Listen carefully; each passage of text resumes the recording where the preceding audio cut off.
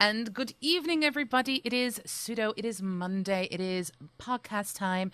You notice I'm alone?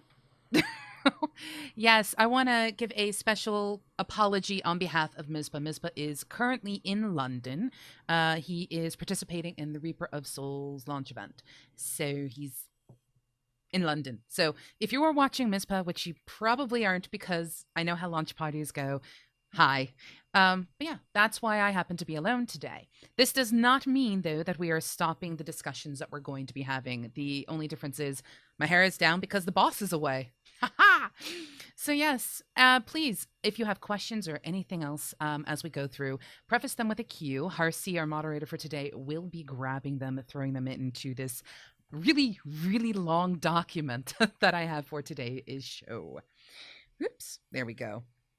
Right. So, for those of you who have watched our show last week, you will remember that we took the concept of loot distribution and started to break it down and trying to understand why loot distribution systems work or exist in the first place. I am going to throw out probably one of the funniest comments that I have had someone say to me when they heard that I was doing loot distribution shows. And they said the reason why, or the only fair, I should say, loot system that is out there is the loot system that is equally unfair to everybody. And I just kind of went, you know, that's kind of true, but at the same time, not exactly what we're trying to get across here, but I wanted to share it all the same. And also to those of you who joined for the pre-show Pagel, I was playing Pagel because I also read someone else say that the best loot distribution model was Pagel dueling. And I forgot that I used to play Pagel, and we used to duel for fun. So there you go. But right, hello to all of you out in Twitchland, and for those watching later, hello to you people and YouTube. Hello to, oh my goodness, we have got quite a few people in today. We've got IRL, we've got Averto, we've got Katamari, Harsey, Gwyn's, Avid Guru, Badgers. Badgers. Did you catch our Badger episode, by the way? Because that was funny. We've got Aussie Eloa, who, might I add, is going to be on tomorrow's Campfire show. I'm really looking forward to having her on. We have the Dubby, Evil Green, Isgu, Jaredar, Mono Drizzle, Mitchell, Nano Pirate, Pirate, R. That's awesome. Nini Chu, Power Pig, PX Adams, a name that is really crazy, but it has a Sunny Bunny in it, so we'll go with the Sunny Bunny. We've also got Silico, Dist, the Holy Pimp as well. So hello to all of you and welcome. Right. So let me start this particular show out with a question for everybody. We asked in the last episode to start out, what distribution system for loot do you feel is the most fair? Now, I'm going to throw another question out to you. My question for you this time is, which loot distribution system do you currently use in your guilds and communities? So, for those of you who are not using any particular loot system right now, let us know what your last loot system was. I'd be very curious. So yes, 2 tunes enter, 1 tune leaves. That is very much of the Pagel duel mindset. So let me get my notes together and start off by stating and stressing these episodes that we're doing about loot distribution are not about how to build your guild to handle loot. It is not about what is the best loot system ever, because they all have viable reasons for use and existence. And I have to say that one of the biggest cans of worms that's out there in today's day and age is, what loot system should your community or guild use? I actually asked the question on Wildstar Central, gosh, almost a year ago. I said, so what loot distribution system do you guys think is fair? 6 pages later, nobody agreed. Nobody. I also want to stress this is not about how to structure your guild, and this is also not about your personal opinion so much as wanting to inform everybody about differences that are out there so people can make informed decisions. Because part of what we do here on MMO Buff is try to bring information for you to then make informed decisions. So yes, looking back on our previous show, we stressed to people that loot distribution systems exist solely so that they can help, and I quote, large groups who work together towards goals that have small amount of rewards to them and come up with a perceived fair manner of distributing that loot. Yes. So, my first question is, looking into the chat, how many people are familiar with Suicide Kings? Or ladders, I should say, as a loot distribution system. How many of you have actually messed around with ladders? Now, for those who are unfamiliar with what a ladder system is, a ladder system tends to be you have the loot and you have everybody in a row as to who gets priority. So if you have, say, 5 people named Adam, Bob, Charlie, Diana, and Edward, A, B, C, D, and E. A starts at the top of the list, and when the loot drops, they have first priority, and it's just passed to them, and then B moves up into the slot, and A moves down below them, and it's literally a ladder. It's just who's next in line to get that loot. So I'm curious if any of you have currently used that system or are familiar with it. Let's see. Yes. Now, as we said in our last episode, random, while it is not necessarily random, it's also not necessarily fair. Fair is something that we are going to be discussing a bit in today's show. So, let me swap to this. The problem with being fair. Fair is, in some cases, a perceived construct. What is fair to me might not be fair to you. I have been in guilds and I have been in circumstances where the fairness was, what's going to help the guild progress in the raid? Is it going to be gearing up the main tank first, or is it going to be gearing up the main healers first, or is it going to be gearing up the main DPS first, etc.? And that was fair for that group. I've also been involved with groups where the DKP was the system that was in use, but what was fair to them was they didn't care at all about what was going to be the best upgrade for the guild. They cared who had the most DKP, and to them, that system was fair. So another question I throw out to everybody: what is your definition of fair when it comes to loot? Now, I will point out that in the research that I've done, and I've spoken with quite a few different people now, most people tend to use a hybrid system, and there are quite a few different systems out there.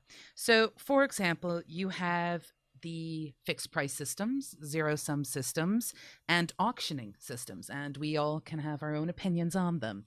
Now, I'm going to be waiting for Mizpah to come back to actually pull out the mathematics, the Venn diagrams, the graphs of doom, because that is basically how it works. He loves to build them, and I don't want to step on his toes. And no, Tubby, all mine does not quite equate to fair for everybody. I guess I should clarify when I ask, what do you see as fair? It's not just about what's fair for you, but what's fair for the group. So, but yes. Badgers used an attendance DKP system that had loot council monitoring to allow drops to be specified for tank, certain DPS items, to progress raids, guild firsts. And he says, I guess, but even still, never an easy system. Aussie points out that fair and just is reward those whom have contributed the most first, but those whom have contributed the most should pass on side/downgrades to others so they can get some good loot too. Now, one of the first iterations of loot distribution, besides the roll, need, greed systems, or the most horrific system ever, which is who can grab the loot the fastest because it's on free-for-all? Yeah. Those are not systems that I'm going to be looking into today. But DKP started a very, very long time ago. It is called Dragon Kill Points because you're mostly killing dragons, and it was developed, I believe, by someone named Tomalin in EverQuest, if I got the name right. I know it starts with a T. I know it has O's and M's and L's and I's in it, so I think I got the name right. But the system was set up as a way to ensure that people got fair crack at the loot. Hello, tattooed walrus. English. I will speak it. Adam says fair only happens when everyone gets the loot they want, and that never happens. I don't necessarily agree with that. I guess it depends entirely upon what it is that you are playing for. If you are, to coin a phrase from somebody else, if you are raiding to get loot, yeah, that's going to apply to you in a fairness standpoint. However, if you are looting so that you can ensure your raiding, that's an entire different standpoint. In that case, fairness is not going to be me getting what I want. Because at that point in time, how is that helping the guild or community get further into raids or get to the next level of progression? So fairness, I think, varies based on whatever your particular guilds or communities' goals happen to be. Now, I know of some guilds where they're not exactly friends. They don't keep track of each other. They get together. Raiding is a job. Raiding is a 6-day-a-week kind of a thing. I guess you could call them hardcore. And to them, they use systems so that there is a perceived sense of fairness present. Even if in that particular situation, it's just a matter of who has the most DKP, who wants to pay the most in the auction for that particular item. So, yes. Oh boy, we have lots of comments and I don't want to skip any. So it's a little difficult because usually when Mizpah's here, I'm like, Mizpah's talking, I'll just like ignore him and read the comments that everyone has to say. So let's see. Flaming Ruby says, on a guild built upon respect, and when guild members want to move forward for the glory of all and not for the one, need greed is the best system. Want a backup system? Discuss with the officers after to see if a member overextended on loot or everyone cared for the guild and was not going for the +1 damage, but let's say for a serious upgrade. Fair enough. Need greed systems can be implemented and used successfully. And they tend to be systems like, for example, Loot Council. Loot Council has its own style of need greed. It's more a matter of letting the council make the decision as to what is actually a need, what is a greed. Another thing that someone had pointed out to me earlier is that game designers, if they had designed games, for example, take WildStar, for example, you know for a fact that in WildStar, each class has its own weapon. So you don't have all the classes fighting over weapons. But whether one is a support or one is a DPS, because that's sort of how they've broken it down. Support is tank or healing, whereas DPS is DPS, although it yeah, but basically they've kind of broken it down that way. So depending upon the stats that drop on the weapon, you have an idea. Should it go over here or should it go over there? But we haven't seen all the loot that's come out yet, so we can't quite make that judgment call. But it might help in the future for people to make decisions for their loot systems. Let's see. Screenager would like to join me. It's up to you, Screen. You are one of our other co-hosts. If you want to join, I can let you join, but it'll be by voice only. It's totally up to you. So yes, if you are interested, Screen, I will let you come on and debate some things with me. Doom Kitten Plays says, hiya, Pseudo. Hi, Doom Kitten. Meow. I recall my most favorite system that reflected the most fairness was DKP earned per kills, showing up, and how long you stayed, combined with doling out gear to those who needed it most. For example, the main tank and the healers. Out of curiosity, Doom Kitten, how large was the raid size that you ran with? I've had people tell me that there is a very big difference between a 72 size raid and a 10-person raid. And then I've had other people tell me that the loot system picked for a 40-man raid group is going to be different than a 20-man, and vice versa, and, mix it all up. And I've also had people tell me it shouldn't make a difference what size your raid is, you should stick with the system, end of story. So I'll be curious to know what your particular system was. Right, I have to check to see if I has the Screen. Because if Screen wants, he can join me on Skype. Yes, he says give him 5 minutes. Excellent. Badger says, problem is when you talk about fair, it kind of well. I like that. In the eyes of the beholder. And yes, you are absolutely right. Fairness tends to be a perception. There has to be an understanding of what actual quantitative sources of measure a group or a community wishes to use to measure fairness.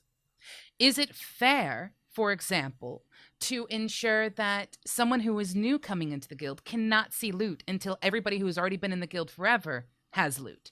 And if so, how is that an impetus to get someone to join your guild?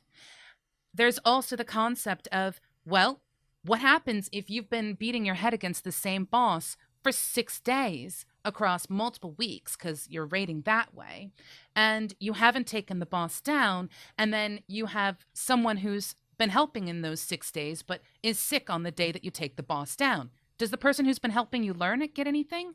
Should they be rewarded for what they've done? That kind of thing, those kinds of questions are why various loot systems actually exist. So, some of the things that I want to make certain to get across to everyone is to discuss the concepts of collusion, inflation, deflation, stimulation, bonus support, complexity, randomness, and probability.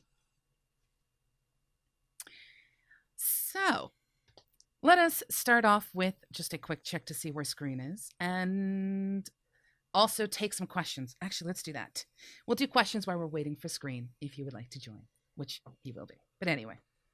Angelic Mayhem is asking, how about a token system where you get X number of tokens per month and you can spend those in a blind auction for raid loot? Let's think about this. Most people would state that if you're looking at a token system, it's still a currency. DKP is a currency. EPGP uses earned points, a currency. Now, if you want to do it that way, how are you going to make the judgment call over how much currency everyone gets? And if everyone gets exactly the same, how is it going to be fair to someone who shows up for 80% of the raids versus someone who shows up for 60% of the raids? Are you going to make some kind of jurisdictional thought that says, if you show up for these amount of raids, you get this amount of points, or are you just going to give everybody a flat one? And if you're starting to go in that direction, you might as well start looking at things like EPGP or relational DKP. Excellent. Sweet. Grabbing the Scottish man. So give me 1 second as I bring him into the call. Calling Screenager. Hello, Screen. Good evening. How are you doing? I am doing very well, and I hope everyone can hear Screen okay because I have odd sound settings when I am doing a live stream. So while we wait for people to let me know that you actually come across clearly, how are you this evening? I'm doing fantastic. I'm doing very well since I have now jumped into the future of Twitch. From watching you on stream now to hearing you, I've just had a blank space, not like the Dawn type, but where I can't remember what's happened. Oh, that's brilliant. So I am bringing on an unprepared host, one of our hosts from Campfire. By the way, I'm looking forward to seeing you tomorrow with Blank Space because we've got Eloa from Anouk.com joining us. That's fantastic. Looking forward to it myself. I am actually going to be prepared for that one. Good. Well, it's not like you were planning on being on today's show. I was just doing admin.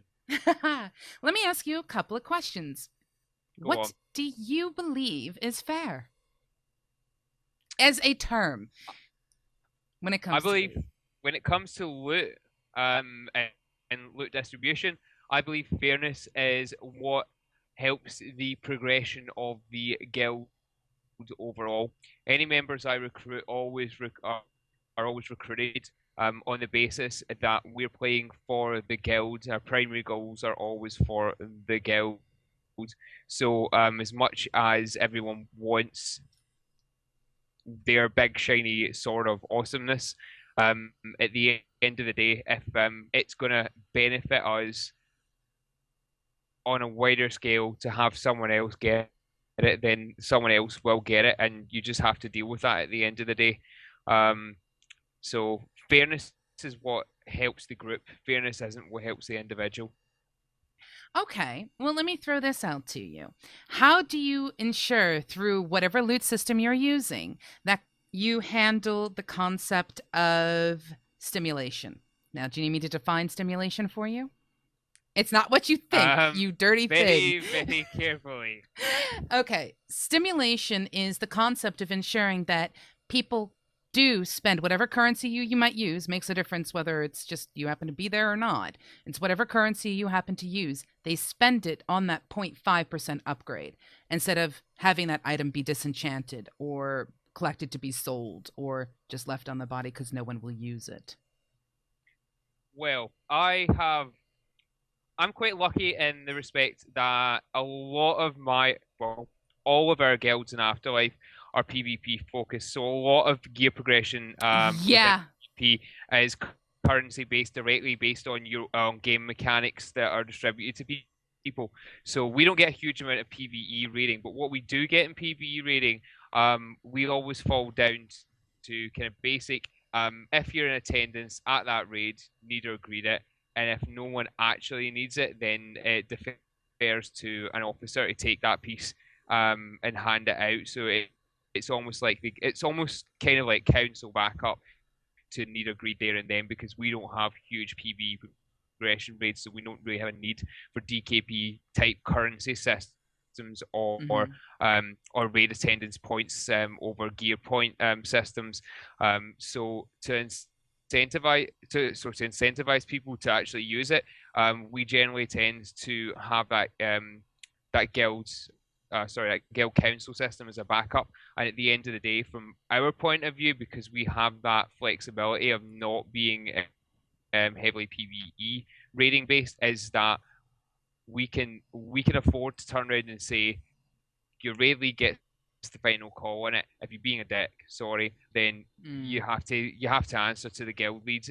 We can afford to run that sort of, the guild leadership has the final call, and that's all there is about it. But saying that sort of thing is well established when we recruit people, so people come into our community knowing that that is the case, that the buck stops with the officer and the guild leads at the end of the day, and you're expected to help the group, and that all comes down to back to helping the group. So you're incentivized to use it, because if you start disenchanting stuff, then you're not going to be helping the group. And if you're not helping the group, then you're not making that mandate that you came in to the guild with, and then at that point you end up getting yourself managed by a guild officer, and then potentially managed out the guild. So it's all about being clear about your goals and how you want people to act within your community. Now, see, this is an interesting thing, and I'm going to now transition from the concept of fair to the concept of considerations with loot distribution systems, because you bring up some really good points. First thing I want to point out is Avid Guru's statement: the most important thing is that the loot rules are clear before you start, especially to a new person.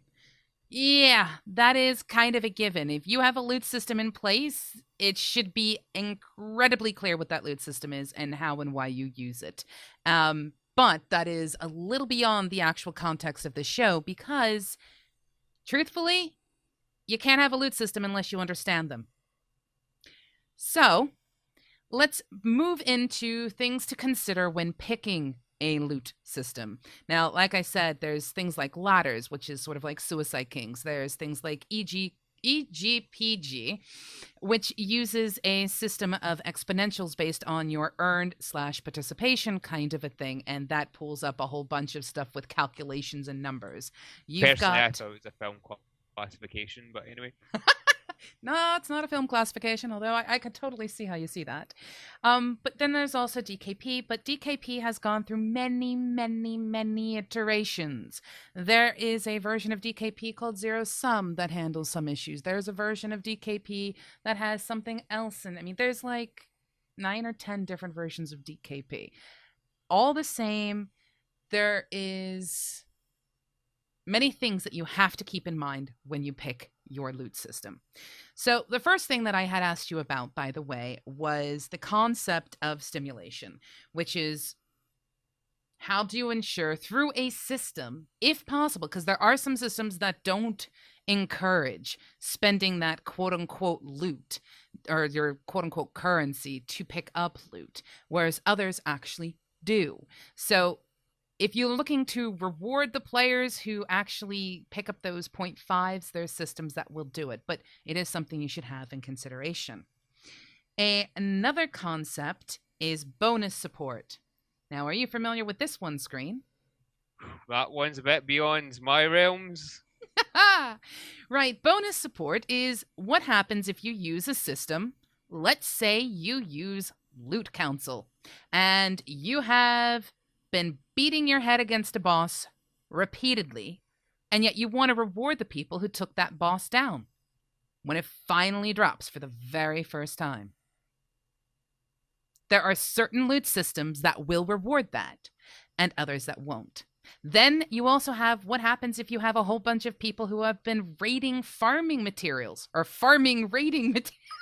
I am going to raid that mine. That mine will be raided. Those herbs will be raided. No. If you have people who will put the time in and actually farm raid mats, should they be rewarded through a system that you use for the raiding loot thing? Because what they're doing is contributing to the guild. Is that something you should give them a bonus for? And there are certain loot systems that do not reward that or even allow for that because it screws up the entire mathematical principle behind the system. And yet there are others where there are ways to actually implement it. Go ahead. If you're going to say something. Sorry, that's a quick. I wasn't actually going to say something. I was going to note that that in their purest form, a lot of loot systems don't provide for that. I mean, the way that we tend to handle it, and the way that we have always handled it, is that if someone is outperforming, then that's normally dealt with the same way that your boss in work would deal with it. Is that your boss will go pull you aside and give you a thank you or give you a bonus there and then, and that's down to the council leadership again. I'm fully aware that people like to build these into the loot distribution systems, and give people extra gear points or dragon kill points or however you want to do it. But at the end of the day, there's something to be said for having that personal approach where your guild leader comes by and goes, you know what, you did an amazing job, mate. Here's 50 gold or whatever, or the next piece of loot. Do you know what? Because I'm the guild lead, I say you can have you can have first pick on the next drop. Now, see, there's a problem with that though. There's a problem with having that kind of thing built into a system or using it as a consideration for how you want to distribute loot. Because what happens if you have somebody who has free time because school's out, they're on break, and they're able to put in all of that time, and yet you've got somebody who is doing what they can when they can log in because their kids are put down to bed? Does that mean the person who has kids is going to be disqualified against getting loot because they're putting their kids to bed and aren't able to farm as much as, say, the one who's doing other stuff? I mean, that brings in a whole nother level of how is it fair when one of the biggest concerns most people have with loot distribution systems is favoritism. Well, that's what comes into being a good community and guild leader and a good manager. That's a Tuesday show. It is indeed a Tuesday show, but that's why. But without being big-headed and without making a sweeping generalization, I've done this for many years now. I like to think that when I make a bonus like that, or when I give someone a thank you, that I'm doing it because they are going above and beyond with the time they've got, or they are doing something that we don't ask them to do. And if someone's got more time, then inevitably within an MMO, they're going to get further in it, be it through progression in raids, through the trading posts, whatever they do. Your gear progression at the end of the day is just and how you get those rewards from distribution of that gear progression is going to be reflected on the amount of time you've got as well, because you're, even from its purest form, you're going to be able to turn up to raids and get more raid attendance, therefore get more out of it. That's at the end of the day how games work. As when you're bringing a bonus system in, you've just got to assume or hope that guild lead and guild management are professional enough to know what they're doing. At the end of the day, that partly that that sort of It's thing falls on you as a player when you choose your when you choose where you want to be, whether your community is being run in a manner which is, for want of reusing a term, professional. Now, see, that's the thing. I mean, we have people like Zexon, Avid Guru, and PTX Adams discussing amazing things, and Walrus and Angelic Ma'am. Everyone's, by the way, you guys are amazing with your comments. I still get compliments from people who come to visit who say that our viewership is some of the most amazingly analytical viewership people have run across. So, I mad hat to you. But Yeah, basically, there's people come for the viewers rather than the hosts. Let's be yes, honest. exactly. But, they're discussing things like, Zex's statement for something to be fair, you have to believe in the leadership of the guild implementing the loot system. I agree. However, I will also state that sometimes a new community will fall back on one of these old systems. I say old because many of them have been around for a very long time, and over the years they have evolved. But they will fall back on these systems as a starting point because they don't want someone who's new coming into the guild feeling as if they're worth less than somebody else. And that is something that tends to be a small problem with inflation. Now, let's see. I think that when it comes to loot distribution systems, it makes absolutely no difference what you pick. As long as you are clear and everybody agrees to it, you've got a fine loot system. You really do. It's when you have people who disagree on things that you kind of need to stop and think what is going to be the best solution for the guild. At least the leadership should. If the leadership doesn't do that, tell them to tune into the Campfire and learn something. Yay, there's my soapbox. Have you mentioned healing over time yet? No, I haven't mentioned healing over time yet. That comes a little bit later. But see, that was always going to get a hit. But since you are bringing it up, yes, we might as well take a small break just sort of in the middle of the show and present healing over time. For those of you who have been watching MMO Buff for a while, for those of you who have been paying attention to a variety of locations like Twitter, Facebook, and other places, there is an event going on this weekend. It is a Child's Play event called Healing Over Time. You can learn more about it by going to healingovertime.org. And there are many people participating in it. I wish I could. Unfortunately, I am at Res this weekend doing work for MMO Buff. By the way, I'm going to be asking you guys at the end of the show if there's any particular people you want me to hunt down, like, I don't know, from DayZ, Titanfall, Carmageddon. And anything you guys might want us to ask while we are there, we're going to do our best to get that for you. But anyway, Healing Over Time.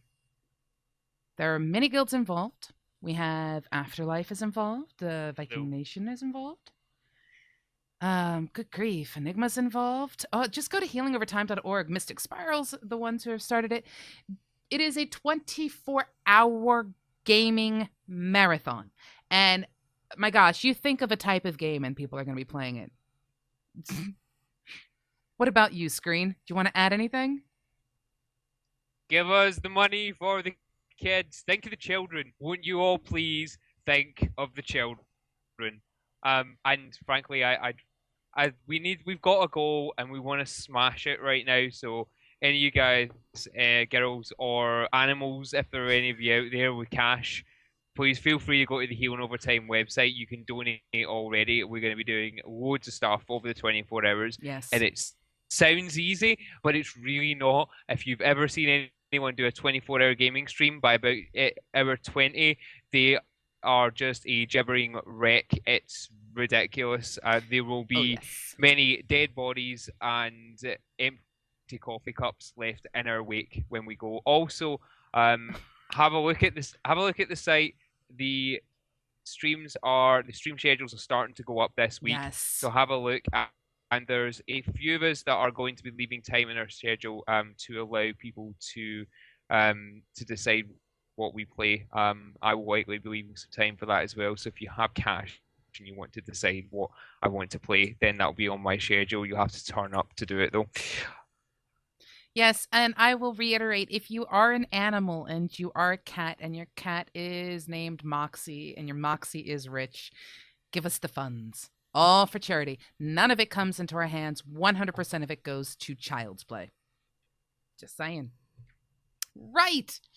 So back to loot distribution systems.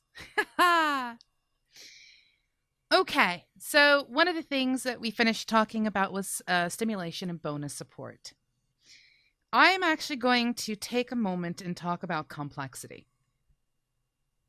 I have had people complain about loot systems because it's too complex to understand. I've actually had someone complain about EPGP because of the complexity of the quotient that is discovered and found and used to decide who gets loot. Because they didn't understand how quotients worked. This does not mean it is an unfair system, might I add. It just means there is a level of complexity that is hit as soon as you start going into keeping track of currency.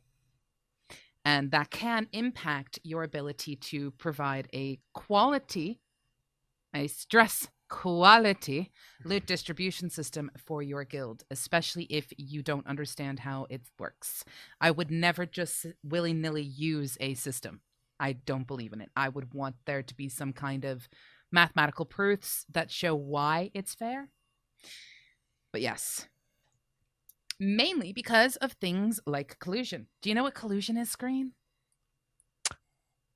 Well, in general sense, yes. In the general sense, outside of just this discussion, then clearly it's going to be the skewing of any particular system for the gain of one person. Sort of. You can have intrinsic and you can have extrinsic. Intrinsic is along the lines of, no, we'll do extrinsic first. Extrinsic is sort of everybody in the, we'll play with Wildstar things. All of the spell slingers know that there's this one gun that drops, and it is a healing gun. And all of the healing spell slingers have decided to not use their currency so that one particular person can get it. Not necessarily better for the guild. It's just they've all worked together to do this. And this has happened in things in like World of Warcraft, where people have, the mage group has decided not to roll on something or not to auction or bid or spend a certain amount of DKP specifically so that one person can get it. And then they control the market of DKP. So that's extrinsic collusion. Intrinsic tends to be when items drop that have no real value anymore. So you end up finding yourself with a system that can handle it or not handle it. So collusion is something that you need to keep in mind in as well. Now, have you heard of inflation? Go on, why don't you inform me? See, this is why we have a simple system here where if I see anyone dicking about, I just go sort it out. But see, you do things differently. This is why we stress, and I stress again, this is PvE oriented. PvP is so much easier. You have NPC vendors. Indeed. So it's like the only way you're going to get your loot is if you PvP and get your currency to buy it. Which makes it so much easier because you don't have a supply and demand problem, which is what you have in a PvE environment. You have a massive group of people working for a reward, and that reward is limited, either by the drops or by the ability or how many drops actually drop, or even the ability to get to that particular boss to take it down repeatedly. Because most of the time, you only get that drop once a week. It's not always there on the vendor. But yes, this is why I stress it. Some systems use or have inflation. Inflation occurs when you have people who have been around forever. So Joe Bob has been in your guild, Screen, for 7 years. He has been collecting whatever currency you plan to use, be it tokens or, EP or... Yeah. Yes. And he's just been around and he spends his DKP. It's just, he's been around for so long. He's got so much. It's kind of mind-boggling. And then you have Sarah Jo, who has decided to join your guild. And she looks at the list for the currency for your particular distribution system and goes, I will never see a piece of loot. It's just Not going to happen. Mm-hmm. It's never going to see me. I am not going to get that. That's basically the inflation. And a lot of systems have a way to handle that. Some systems use a decay. For example, EPGP is familiar with using a 10% decay per week. Or Yep. decay. Not DK as in Dragon Killer, but DECAY. A 10% decay weekly for the amount of EP and stuff that they have. But it doesn't affect their actual quotient result, which is what's used to decide who gets the loot. So some systems have it built in, some systems do not. But then you have the problem of deflation. Now, deflation is those items in game that just aren't useful anymore for a guild. So if you go and you run and you kill a boss, and for 1 month straight, that boss drops a piece of gear that everyone already has, you can't distribute it out so that it could be handed to an alt because it's one of those bind on pickup scenarios.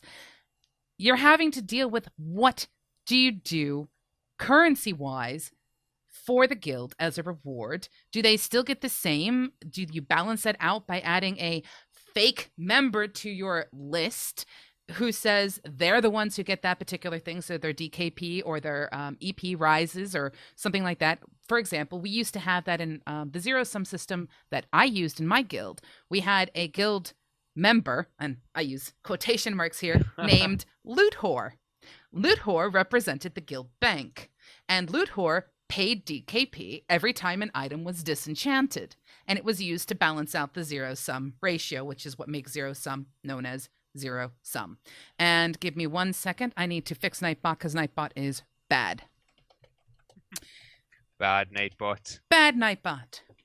And for those who happen to miss Flaming Ruby's comment, I believe that was it. I don't like Nightbot sometimes, but yes. Anyway, so that happens to be deflation and inflation. Some systems handle them well, some systems don't. I mean, Loot Council can handle it relatively well.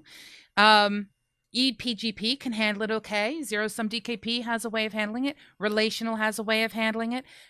Simply put, there are systems in place that handle it. It's a matter of finding the one that's going to work best for your group.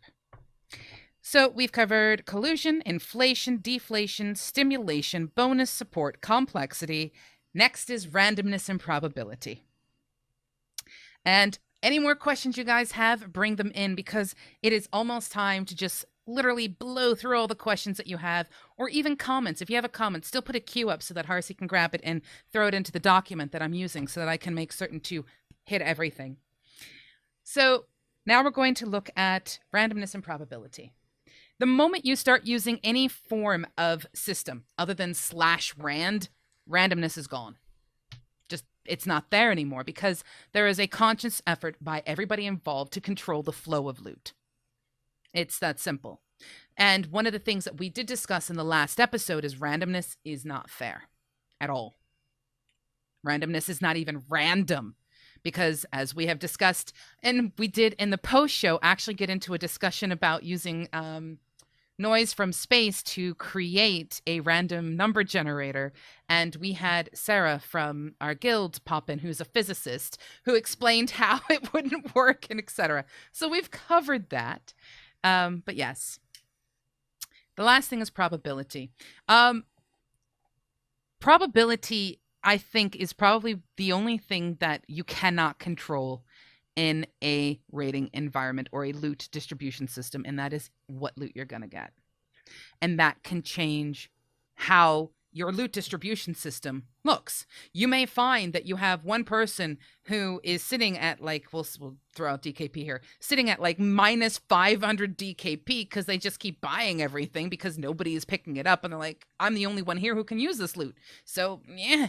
And they're at a discrepancy from everything else because just nobody else is there who can use the gear. And that can actually cause problems of what happens when you move to the next tier of content. Do you do a clear?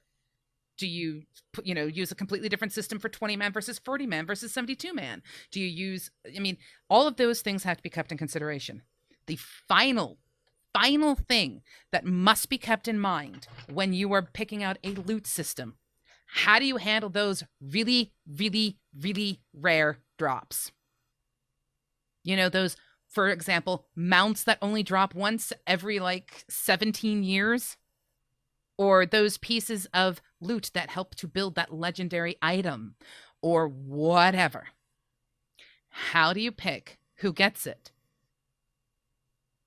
Even in a loot council, that is a difficult decision to make and a difficult thing to choose from. And honestly, I will stress again, as was pointed out by our lovely viewers, folks, seriously, have clear rules for those. Don't just simply say we're using Loot Council and end it like that. Have a Loot Council handles legendary items section. Because if you don't, someone's going to come along and go, well, that wasn't fair. You were playing favorites. So no matter what choices you make, keep in mind each one of these things that I have brought up, and I will repeat it again. We have the collusion, inflation, deflation, stimulation, bonus support, complexity, randomness, probability, and the rare rares. Each one of those is handled differently in multiple systems. So picking the one that's going to work best for you is important. And understanding clearly what they mean, which we're going to be going really into detail with next week. So as a small little hint for next week with all of that stuff, we will be digging very deeply into extra stuff. We're actually going to pull out more math. Don't worry, it'll be easy math, and it will be explained in a manner that'll help everyone walk away going, yeah, I get it now. I will be watching next week. I will demand some sort of graph. Oh, I can guarantee a graph. I already know what's coming, so I can guarantee you will get a graph. Do you have any particular colors you want the graph to be, Screen? I would like fuchsia. A fuchsia graph. I will make a note of this. On the graph. See, people, this is the quality content I bring to MMOBuff, the analytical gamer, fuchsia. Well, if I ask Mizpah, he might wear a fuchsia t-shirt, although he might wear a pink t-shirt instead. He really loves the color pink. And I'm not joking either. He thinks it looks stunning on him. Just throwing that out there. Wow. Okay, so let's tackle some questions from you folks. I don't know. I'm looking over here because the chat I have over here. But you guys, again, I love looking at the chat that you guys bring, especially after a show. You don't know it, but I actually go through absolutely everything that has been said. I am always blown away by how analytical you guys are, but also how fair you are with how you handle each other. So personally to you, thank you for being amazing and awesome. So your questions. Let's see. We have a rough continuation of a conversation that was actually going on with Tattooed Walrus and Eaton666, who says it gets rough, though, sometimes, since what if the guy that was there for months is the reason for the wipe? Does he still deserve loot? Everyone makes mistakes. And you did comment on that in there, but I wanted to bring it in to here so that it could be recorded for the people on YouTube. Hi, people on YouTube. Aussie says, since PvP loot vendors make loot distribution easier, would PvE loot vendors, to which you could get currency per boss kill, be preferable to random loot drops off of a boss?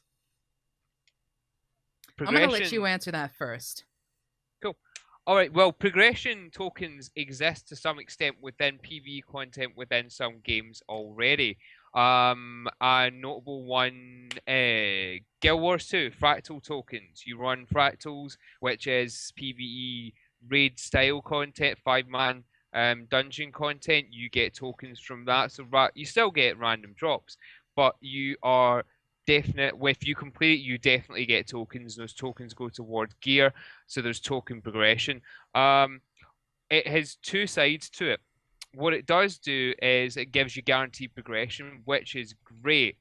It does, however, make it feel a bit like a grind, and it doesn't incentivize you necessarily to group up with your guild mates and go in with your guild, because if you're guaranteed that if you complete that, whatever the status of that completion, be it takes a few hours, be 20 minutes, be it a good wipe, a bad wipe, you're going to definitely get that progression. So you can just basically be carried through it, and it doesn't really matter. Whereas going in with a group and knowing that if you are going to go in with people that are, one, you know, two, are going to carry are going to carry their own weight.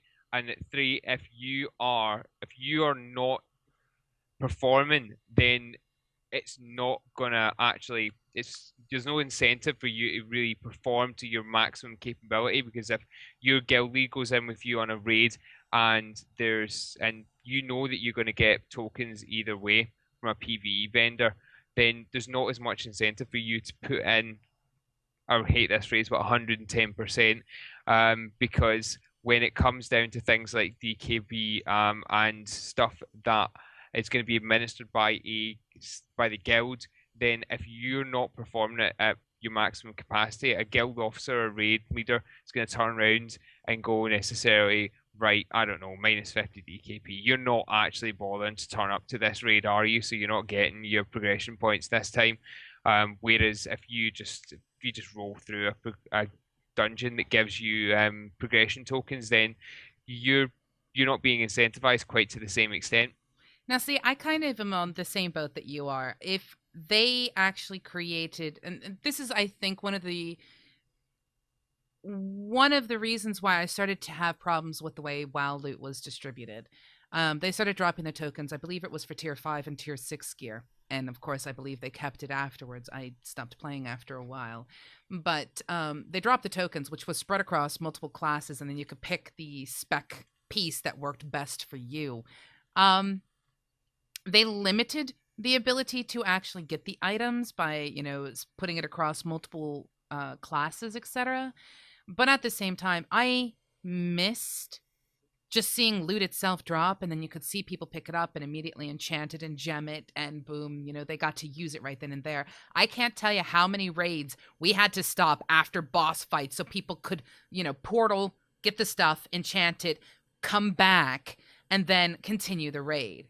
It just was frustrating to me. But I also think that if they had vendors and you got currency for it, sort of like you do in PvP, I believe it would belittle the achievements made. And you're right. It does not inspire the need to do anything but LFR. And I am very anti-LFR. I really am. The thing about not to extend this too long, but the thing about the PvP token vendor thing is it works well in PvP now, because that's the way that the systems have generally worked for a while now, and it worked that way back bluntly, exactly. And the community has evolved around that, and the game mechanics have evolved. So, say for example, we take Watiki Temple. There's a good one, right? Mm-hmm. We just put a YouTube event, it's a WildStar event. It's a PvP. The game mechanics in that are capture the flag, but at the end of the day, our guys went in and did. We put a YouTube video just up where we did a 5-0 clean sweep, and the fact of the matter is that the reason that team managed a 5-0 clean sweep, despite the fact that it essentially the PvP prestige you get from it is the same as PvP tokens. It's all the same sort of distribution system at the end of the day with PvP, was because the game mechanics have evolved such that they push players into understanding that they have to win a match and meet those goals rather than necessarily go for things like kills. So the game mechanics have evolved so that players have to work together to get the maximum reward out of it rather than just be carried through, because if you sit and get carried through, then people lose these matches and you get nothing at the end of the day. And that's still a lot down to game mechanics as much as anything else. Well, there's something to be specifically stated about that. I mean, if you look at it from the content of, hey, we're just going to create vendors and things like that for PvE, stressing E here, but PvE, what ends up happening is the control over the boss mechanics themselves and the way they fine-tune them changes, and it can actually add to the development cycle. One of the things that makes PvP so energizing and so fascinating is you're fighting against people who have brains. It's not always going to make the loot that's going to make the difference as to whether you survive or not. Sometimes it's literally Do you have the skills against these people? And I think that might be why there is such a discrepancy between how loot is gained. Yes, design choices can be made, like, getting the bags and things for being successful in your wins in the Wildstar stuff. But truthfully, it makes more sense to me to have that kind of system of currency where you just go to an NPC for PvP, specifically because it is so variable. You cannot control PvP That's a because fair point. you cannot control people. But when you are trying to fine tune a boss for veteran mode, for hard mode, for elixir mode, for purple flowers dancing with rhinoceros mode, whatever, it makes it much more difficult for you to control how the gating mechanics work through loot dropping if you just put a vendor up. So why would somebody learn how to avoid the red stuff or learn the best way to handle an ad if all they have to do is just gear up to overpower that particular boss fight? That to me removes a huge part of game mechanic for PvE. So that's why I think, in my opinion, vendors bad. Except for PvP, in which case vendors good. Good. Right. Going for another question. This one is from the Dist. Hi, Dist. Dist asks, do you put any importance in speediness of loot distribution? A perfectly fair system is still flawed if distribution takes 20 minutes per boss. Some systems are fine for 5-man, but grind to a halt in 40-man, or unlimited open world distribution. I'm going to throw out that is completely and utterly up to the community that it is involved in. Because to me personally, I do not mind waiting for loot distribution because it gives me the chance to sit back, shake my hands because they've been doing Twitch mechanics, rub my shoulders, stretch, and, I basically get that chance to just stop, regroup, put my brain on for what's coming next. So I kind of use that as a way to come down from the adrenaline high. I don't care if we've killed a boss 100 times. I am still going to feel a level of ecstasy and of adrenaline and of dopamine shooting through my brain when we take that boss down again. And that's just how I function. The first kill is like, after that, it's just still this level, but it's not as high. So for me, I don't care how long it takes, as long as it is something that the community agrees is an okay, viable option. That to me is my choice. I'd say... Yeah. Oh, sorry. I was just gonna start dancing. Cut down mid-talk. No, as it stands, I think I'm relatively similar. I mean, putting all game mechanics to one side, because a lot of this is based on how game mechanics work and how loot drops and make assumptions on that. But the way we used to work it, as much as we could back in the day in Aeon, was we used to do any loot that could be distributed via a point system. And we did have certain loot that would drop that required raid attendance, and therefore we could split it up, and it was gold and medals and such as that. We used to do it every 2 weeks, so that's not exactly fast. Yeah, not fast at all. And at the end of the day, that was how it worked. And you would get your stuff. You get it in a mail on a Sunday afternoon after I'd spent 4 hours doing the spreadsheets, and it would be. Oh gosh, yes. Yes, exactly. And at the end of the day, the community were fine with that because they knew they would get their loot. And as much as speed it is, I feel it is the trust that the community have that loot will come their way, whether it be something that, whether it be that gear goes, say looting rules, just for example, say that all gear goes to the raid lead and then it gets dumped in the guild bank while it all gets worked out, and knowing that you can say you're using a role for need or greed on something, okay. but all the gear goes to the guild lead to dump in the guild bank, and then the guild, whoever's running the raid, reports back on who gets what, and that comes to you. Your gear comes to you a week later. There's no problem with that as long as there's trust that gear will get to you at the end of the day. It doesn't matter how you run it as long as you get your gear that you fairly, as as per the rules that are set out for you, won. I think it depends as well as to how the game mechanics are set up. I mean, if you are looking at a system that is the bind on pickup system, you kind of have to take the time. Yeah. I cannot tell you how many support tickets were filed in Molten Core because the master looter sent it to the wrong person. Oh my goodness. Holy cow, that was a nightmare. But it depends on the type of game mechanic system that is in place for that particular game. But yes. Next is a comment, and I have to tell you, Adverto, I am like you. I would love to see a system like this. Adverto says, honestly, I would like to see a crafting-based progression. Bosses would then drop materials, maybe unique to the boss or the raid, and your crafters would combine it with other stuff to create the fat loots. Having ready-to-go armor come from the bosses just seems really weird. I can understand trinkets, maybe some armor, but still. And honestly, I am right there with you. I like that because it forces a community aspect, especially if, let's use WildStar terms, but please, people, this is not how WildStar works. This is just me throwing out ideas.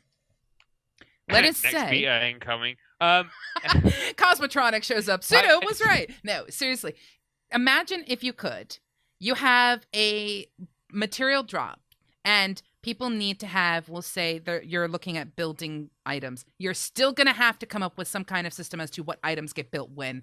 That's going to happen. But I like the concept of it drops these woods, and the wood has to be used by the architect to fashion it into this like platform that is used to create the mold that is made by another particular, we'll say an armor smith, who then also needs to have someone who practices metallurgy make the metals that'll then be fit into the mold, which then gets mixed in with whatever this particular thing. I like that kind of community. Everyone gets together to build everybody's gear kind of a thing. I like that. However, I also understand that can be nasty in an MMO where most people like to play solo or who only think about themselves. That can cause problems. And it can also cause a weird thing with the currency market. But I love the idea. Just straight up love the idea. So, we are at the point in time where it is time for us to fade away and do a slight post-show. I will be doing a post-show Peggle discussion. And as a reminder to everybody, next week...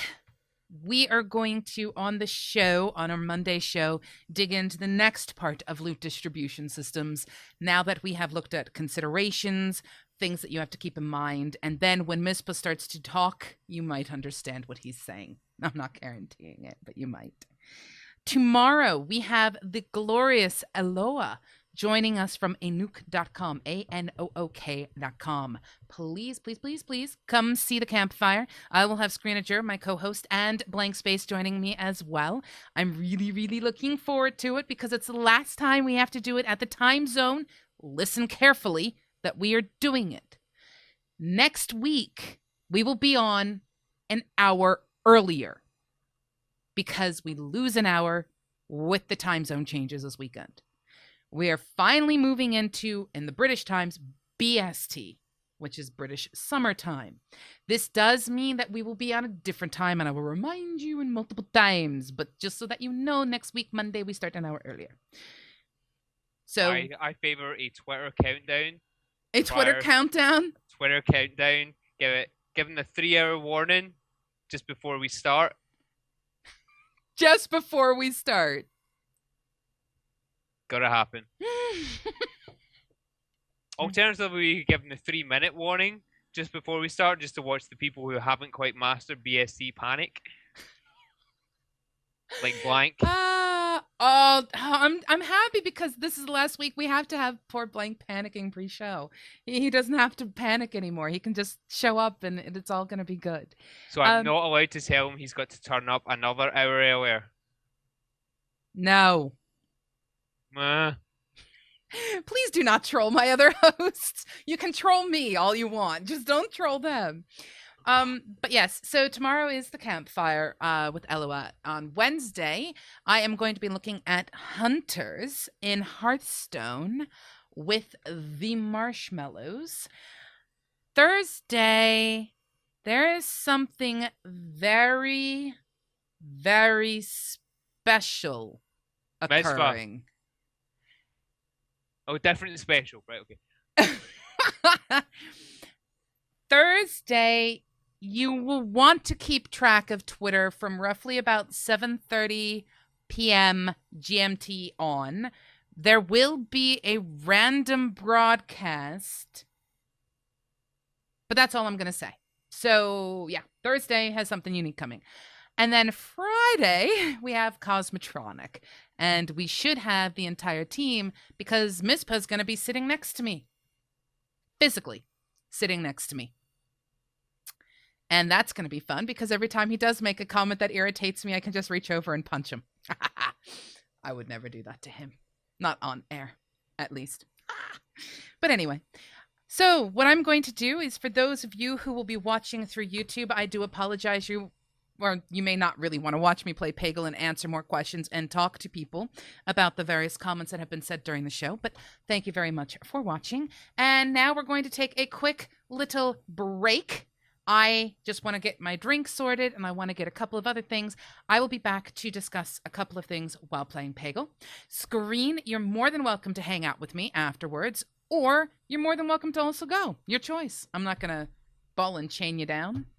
Well, as much as I love our time together, and I do love our time together, there is a chocolate muffin in the other room, and frankly, if it comes to you or a chocolate muffin right now, I'm swaying towards the chocolate muffin. No worries. Enjoy the chocolate muffin. I myself, like I said, I will be back in roughly about 2 to 3 minutes. So again, this is Screenager saying bye-byes. Auf Wiedersehen. That doesn't really work with a Scottish accent, does it?